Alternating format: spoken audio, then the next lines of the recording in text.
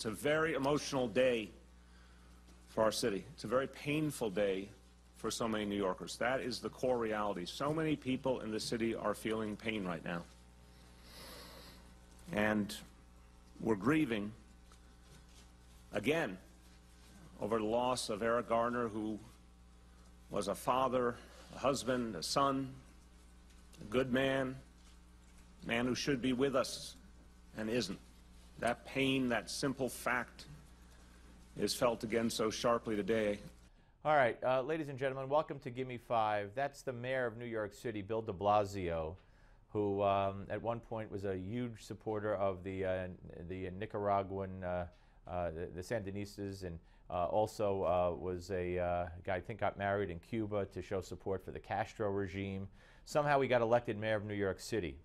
And the first thing he did was end stop and frisk, which took tons of guns off the streets of New York. But weighing in here, he's walking a fine line. Let's give him the benefit of the doubt. Let's give him the leeway.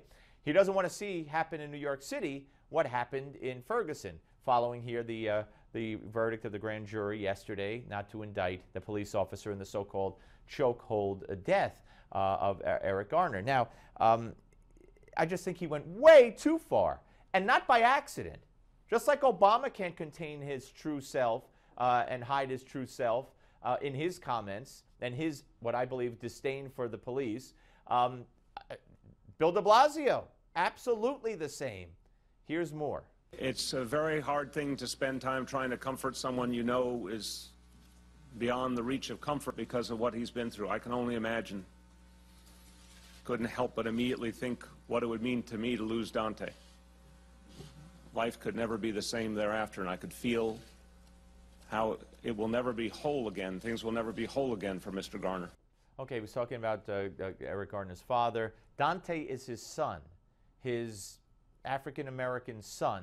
His wife is African-American, and you've seen Dante. He has a big afro, and he was used in the campaign ads when de Blasio was running for mayor, along with his wife and his daughter, by the way, who was also featured prominently in the campaign ads, which some people questioned whether or not he was exploiting his kids and his mixed-race family. Nonetheless, there'll be more about Dante in just a second.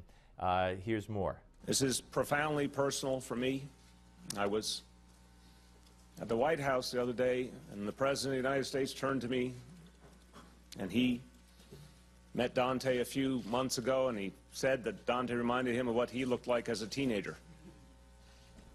And he said, I know you see this crisis through a very personal lens. And I said to him, I did. Well, I don't know what crisis they were talking about on Monday at the White House, because that was before this Eric Garner verdict. You mean the Ferguson crisis, where a thug attacked a cop and the cop defended himself? That's a crisis?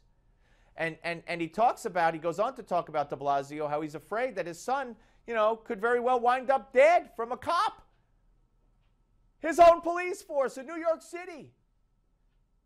And by the way, did you note, Obama told him that his son Dante reminds him, Obama, of what Obama, looked like when he was his age?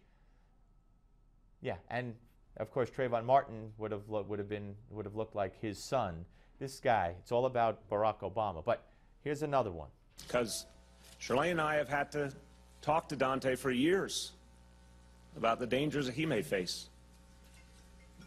Good young man, law-abiding young man who never would think to do anything wrong, and yet, because of a history that still hangs over us, the dangers he may face, we've had to literally train him, as families have all over this city for decades, in how to take special care in any encounter he has with the police officers who are there to protect him.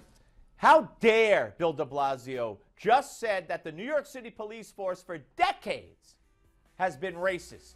How dare this communist, and that's my opinion of what he is based on his whole political background, stand there and say that, because that's what he said. He should be ashamed, but he's not. Like Obama, he's proud of what he believes. Your Newsmax Now update is next.